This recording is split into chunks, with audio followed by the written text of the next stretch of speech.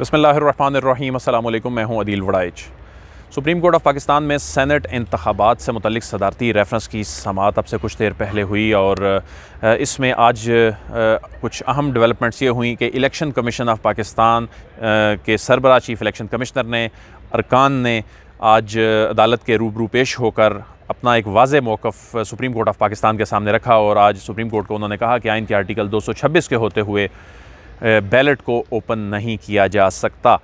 ये बहुत ही अहम मुकालमा हुआ जिसमें इलेक्शन कमीशन ने जो माजरत कर ली कि आइन के आर्टिकल 226 में तरमीम किए बगैर हम ओपन बैलेट से या आइडेंटिफाइएबल बैलेट से इंतखाबात नहीं कराएंगे, ना करा सकते हैं, क्योंकि ये बुनियादी तौर पर सवालात थे जो इलेक्शन कमीशन से पूछे जा रहे थे। तो उनके जवाब में उन्होंने ये कहा और आज हुकूमत ने भी अपना एक नया plan supreme court of Pakistan में पेश कर दिया है। अटॉर्नी जनरल ने ये प्लान पेश किया जिसकी वजह से ये कहा गया है कि इलेक्शन कमीशन ऑफ पाकिस्तान से ये प्लान शेयर किया जाए।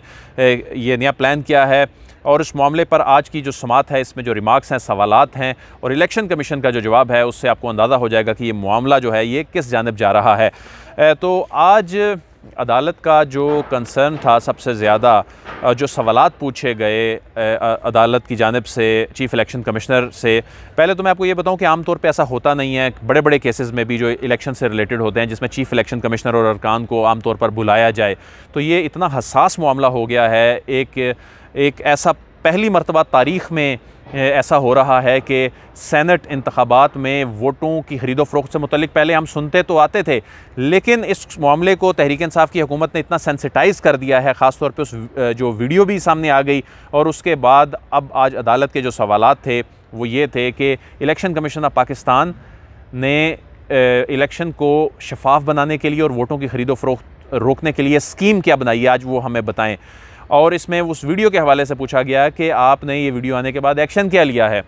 तो जब ये पूछा गया कि आपने क्या स्कीम बनाई है, तो चीफ़ इलेक्शन कमिश्नर साहब ने कहा कि जी हमारे पास शिकायत आती है तो हम एक्शन लेते हैं, हमने इस अंदाज़ में फ़लाँ एक्शन लिए। तो अदालत ने ये कहा कि ये तो अब तमाम काम करते हैं इलेक्शन हो जाने के बाद, असल काम तो है कि इलेक्शन से पहले इसको जो आइन की स्पिरिट भी है इसको शफाफ बनाया जाए, उससे मुतालिक आप क्या करते हैं।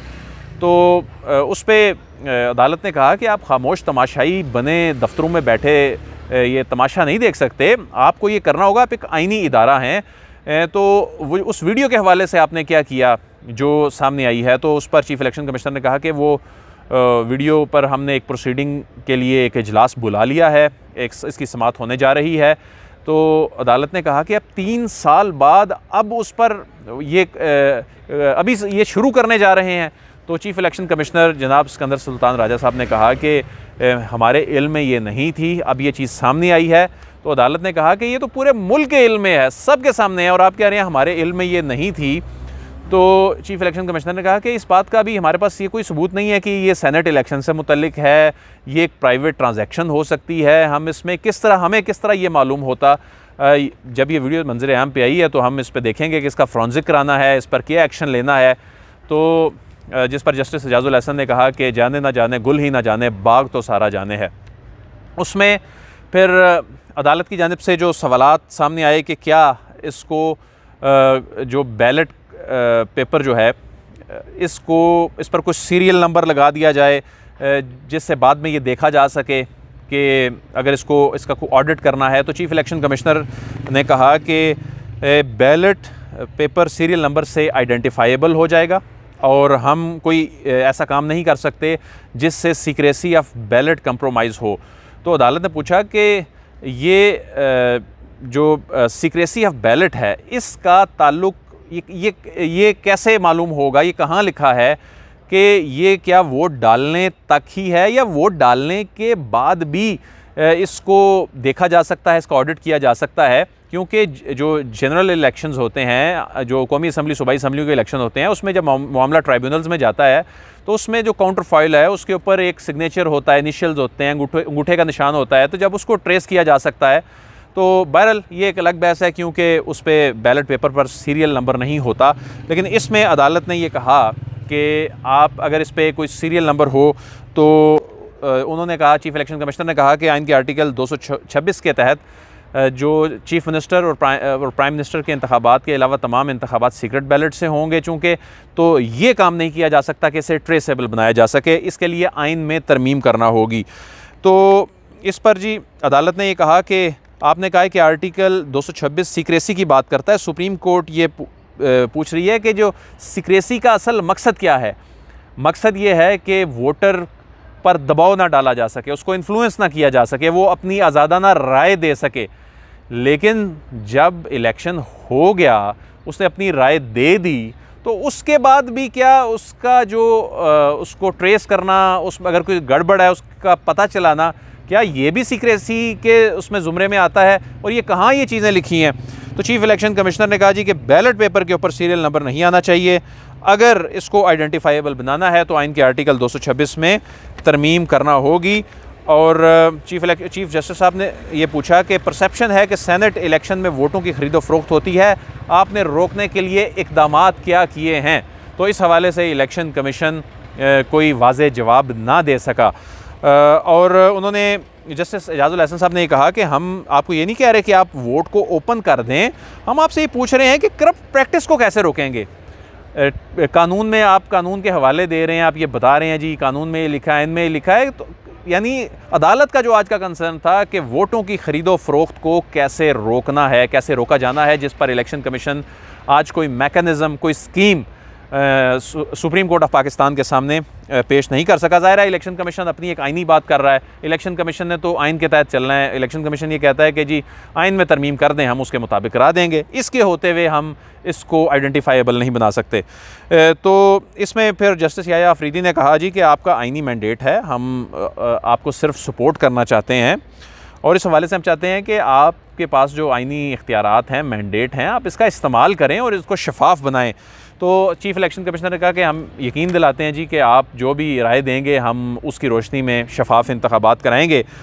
तो इसमें जी अटॉर्नी जनरल पेश हुए। अटॉर्नी जनरल ने कहा कि उन्होंने एक फ्रेमवर्क तैयार किया है। तो इससे पहले मैं आपको बताता चलूँ कि ये बुनियादी तौर पर चूँकि तहरीक इंसाफ की हुकूमत इस हवाले से इतनी कंसर्न्ड है कि उसने पहले, यानी उसने ये तीसरी एक इसको प्रपोज़ल आप समझ लें कि तहरीक इंसाफ ने पेश कर दी है। पहले सवाल ये पूछा कि क्या आइन में तरमीम किए बगैर सिर्फ कानून में तरमीम करके हम ये ओपन बैलेट से इलेक्शन करा सकते हैं।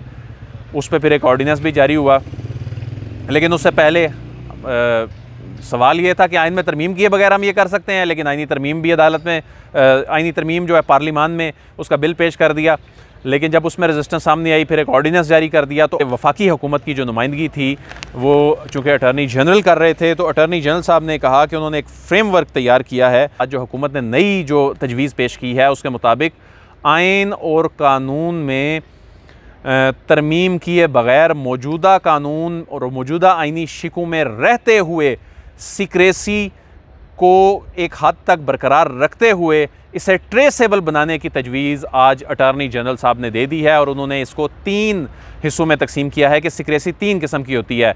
एक सीक्रेसी ऑफ बैलेट जो होती है वो पोल डे से कबल, एक पोल डे पर और एक पोल डे के बाद। तो ये जो पोल डे के कबल और पोल डे पर जो वोटर की आइडेंटिटी वाला मामला है, उस हद तक पाकिस्तान तहरीक इंसाफ की हुकूमत आज जो चीज़ सामने आई है कि वो इसको सपोर्ट करने पर मजबूर हो गई है कि ठीक है इसको सीक्रेट रहना चाहिए, उस दिन इसकी सीक्रेसी जो है वो कंप्रोमाइज़ ना हो। लेकिन जो सीक्रेसी ऑफ बैलेट है पोल डे के बाद, इसको ट्रेसेबल होना चाहिए।